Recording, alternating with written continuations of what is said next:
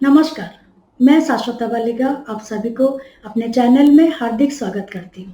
वैदिक ज्योतिष शास्त्र में 7 ग्रह होते हैं और 2 छाया ग्रह होते हैं। राहु और केतु ये छाया ग्रह हैं। अगर राहु मुंह होते हैं तो केतुदेव जो होते हैं वो धाड़ होते हैं। इसलिए इनकी दृष्टि को अंधा दृष्टि कहा जाता है। इसी महीने 22 तारीख को राहुदेव और केतुदेव अपने राशि परिवर्तन कर रहे हैं। केतुदेव धनु राशि से अपने वक्र गति में वृश्चिक राशि में प्रवेश करेंगे, जो कि अपने मित्र का राशि है और उस राशि में वो उच्च का होते हैं। इसलिए उनका उच्च राशि में प्रवेश करके वहां पे 1.5 साल यानी 1 साल 6 महीना अवस्थिति को बहुत महत्वपूर्ण माना गया है। कुछ लग्न वालों को वो अच्छा फल देंगे और कुछ लग्न वालों को वो मिश्रित फल देंगे। तो आइए जानते हैं विस्तार से किन किन लग्नों के लिए वो अच्छा फल देंगे और किन किन लग्नों के लिए वो मिश्रित फल देंगे।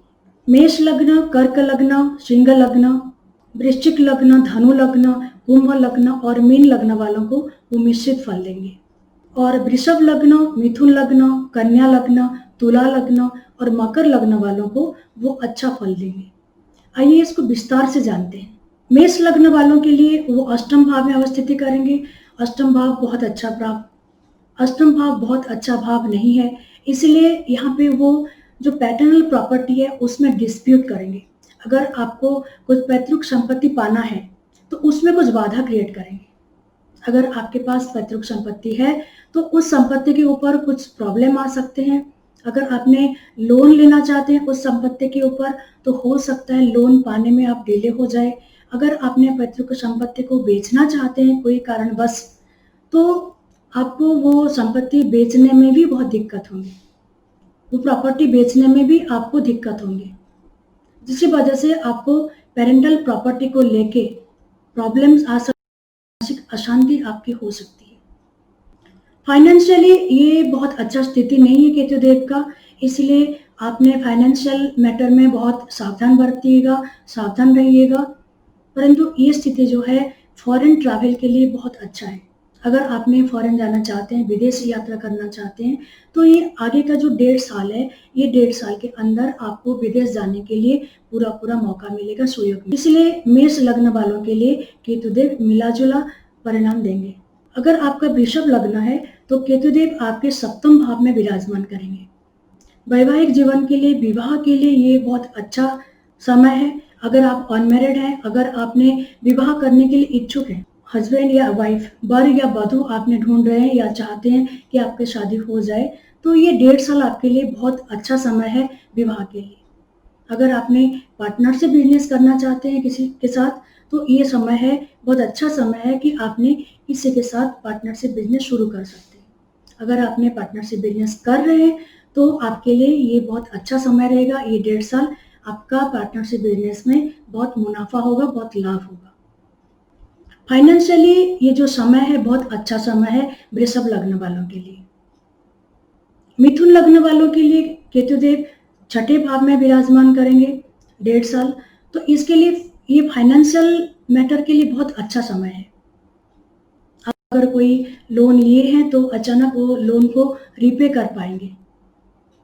फॉरेन ट्रैवल का पॉसिबिलिटी है, इसलिए अगर आप फॉरेन जाना चाहते हैं, विदेश जाना चाहते हैं तो आपने प्रचेष्टा जरूर करिए, आप कोशिश करिए, आपको जाने के लिए मौका मिलेगा। हो सकता है आपको कोई जॉब मिले जो कि टेम्पररी हो, परंतु आपको जॉब मिलने की पूरा संभावना और वो भी अचानक मिलेगा। कर्क लग्न वालों के लिए केतुदेव पंचम भाव में अवस्थान करेंगे, जो कि स्थिति बहुत अच्छी नहीं है।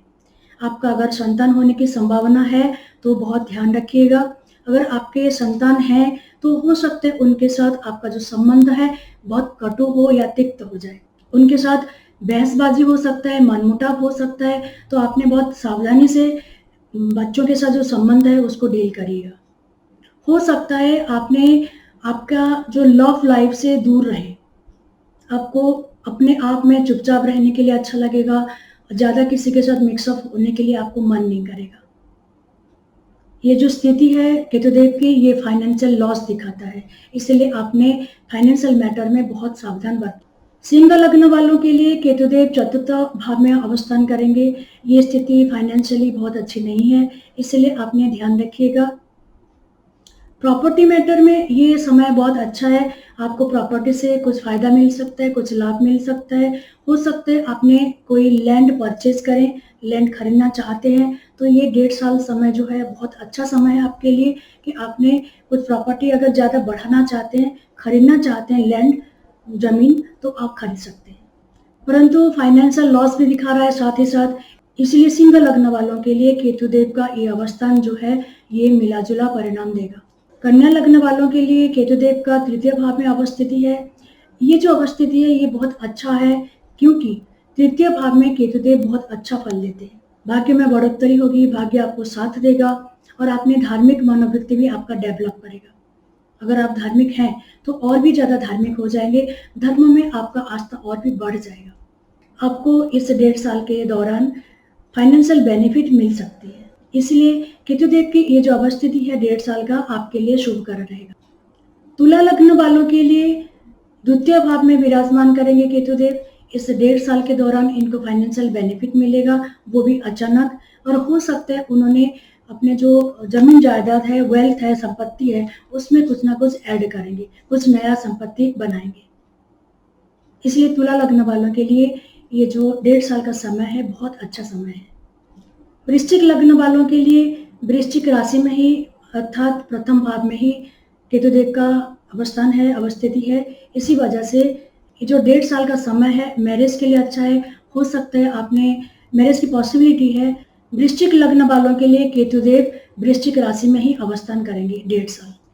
इसलिए अगर आप विवाह करना चाहते हैं, इच्छुक हैं, तो ये जो 1.5 साल का समय है, ये 1.5 साल की अवधि में आप अवश्य ही विवाह करेंगे।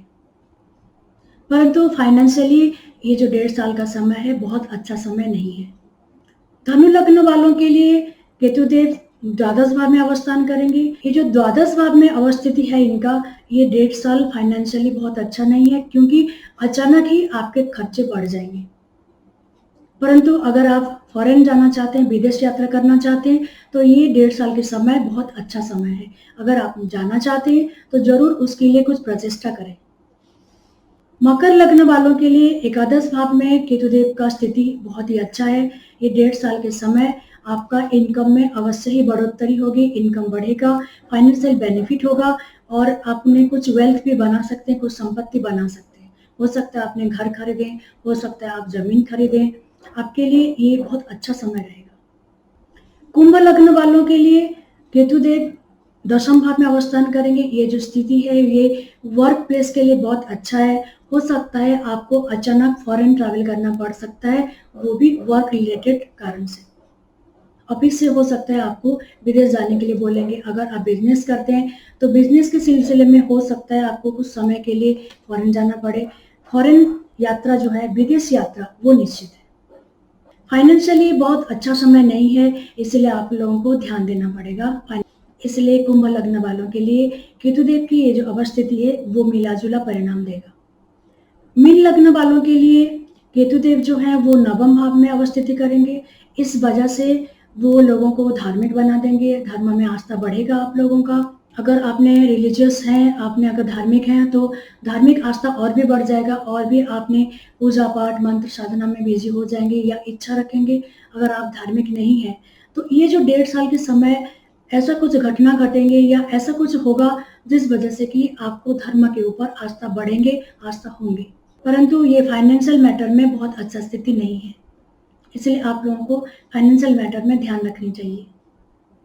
ये है द्वादश लग्नों के लिए केतुदेव का अपने उच्च राशि वृश्चिक राशि में विराजमान करने के जो गोचरीय स्थिति है, उस समय क्या परिणाम देंगे अगले 1.5 साल के लिए, यही उसका व्याख्या है। इसी के साथ मैं विराम लेती हूँ। आप लोग खुश रहिए, स्वस्थ रहिए। नमस्कार। आपको अगर ये वीडियो अच्छा लगा तो प्लीज लाइक करिए, कमेंट करिए और शेयर करिए, और हाँ, सब्सक्राइब करना मत भूलिएगा। धन्यवाद।